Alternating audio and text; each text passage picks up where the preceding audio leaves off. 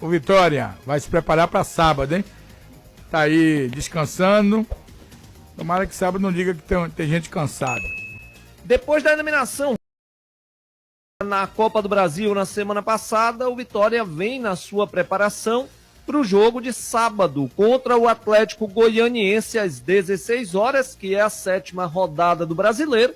Esse jogo é no Barradão. Vitória que tem ainda esta semana cheia de trabalho, trabalhou desde a eliminação até o sábado, já que no domingo foi folga geral, e o Vitória teve boas notícias, né? O Vitória teve aí o retorno do William Oliveira, jogador já está totalmente integrado ao grupo, jogador que sentiu no jogo diante do Vasco, antes de começar a partida, durante o aquecimento, já está treinando normalmente. E duas boas notícias na minha visão, que é o William Lepo e o Jean Mota, dois jogadores que estão na transição, vão ter esta semana toda aí para se recuperar e acredito eu que possa ser todos dois boas opções para o treinador Thiago Carpini. Então, no departamento médico hoje se encontra apenas o jogador Everaldo, que está fazendo aí um fortalecimento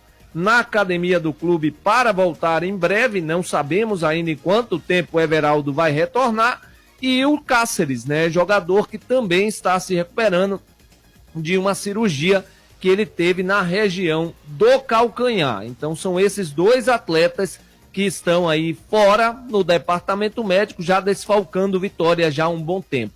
Vale lembrar o torcedor que para sábado o Camutanga não vai poder jogar. O jogador foi suspenso, expulso no jogo diante do Vasco da Gama, último jogo pelo Campeonato Brasileiro. Com isso, acredito eu que Bruno Vini deve permanecer na zaga ao lado do Wagner Leonardo, que já está liberado, né? Foi julgado, pegou apenas a automática e está liberado a jogar normalmente.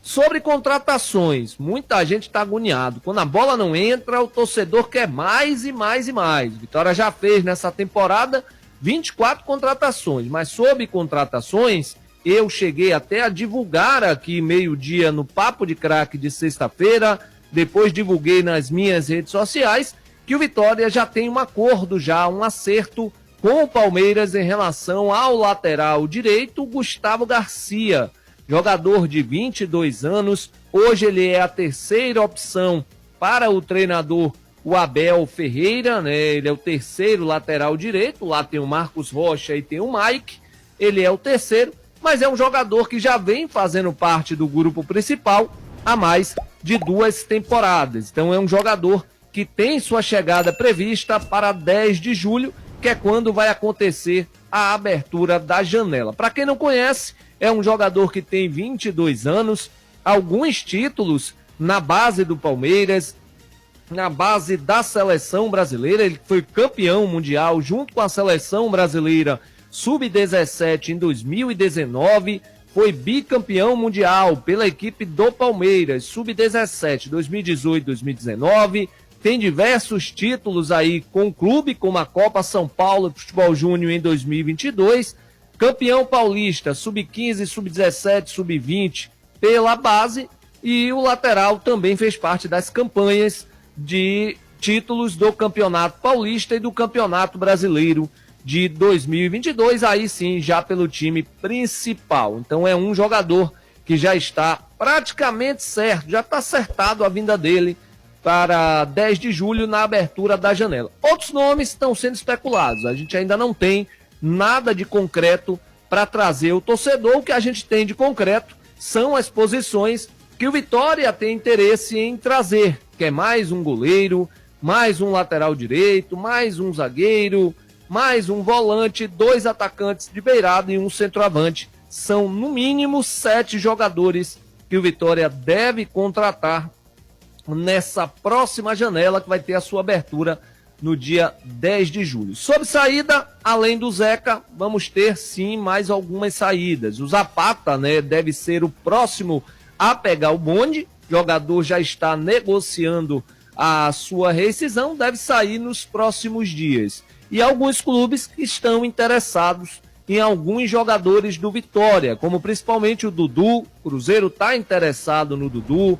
Pelo que eu pude apurar, não há ainda nenhuma proposta oficial, apenas o interesse. Mas claro, em se tratando de futebol, onde a gente sabe que muda de minuto a minuto, a gente vai ficar na expectativa se o Dudu realmente vai sair do Vitória para ir para a equipe do Cruzeiro.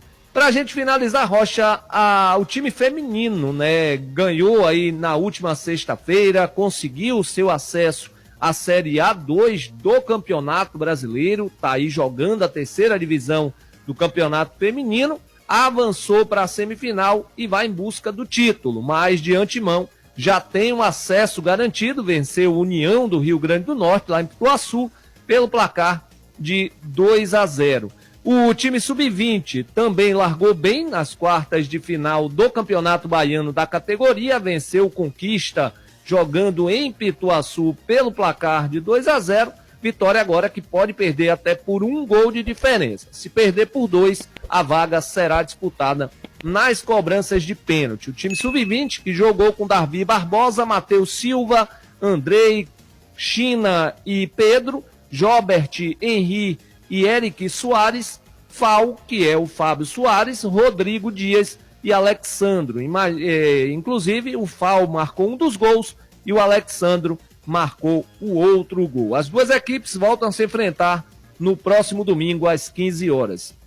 E para finalizar, também divulguei nas minhas redes sociais que o Vitória está fechando uma parceria com clubes da Nigéria, né? O Vitória esteve participando lá, observando, levou observadores técnicos, o Thiago Noronha, diretor da base, também esteve lá presente, acompanhando alguns torneios africanos. E 2 deles já estão certo a vinda para o Vitória, que é o atacante Gafar Oriomi Saka, jogador de 21 anos, e o meia Shedi Kenneth, jogador de 19 anos. Então esses 2 já estão certos a vir para o Vitória fazer uma avaliação mais precisa. Uma observação, viu, Roger? Porque quando se fala em jogadores africanos, jogadores que estão vindo para o clube, muita gente pensa que é agora, para o time principal, e não é para o time principal. É para as categorias de base ou então para o time principal a partir do próximo ano. Muito bem, tá aí as informações do Vitória, o sábado, né, que é dia 1º, dia que o Vitória volta a campo para tentar se livrar desse 1 ponto, né? E vai ser difícil, viu? Porque o Atlético não é qualquer um. É bom que o torcedor comece sempre a aprender, né, do que tem acontecido no futebol. Não mate ninguém de véspera, que ninguém morre de véspera. Nem o peru do Natal tá morrendo mais de véspera. Tá certo? Então, o futebol é assim. Tem essas coisas que acontecem e que você se surpreende porque quer.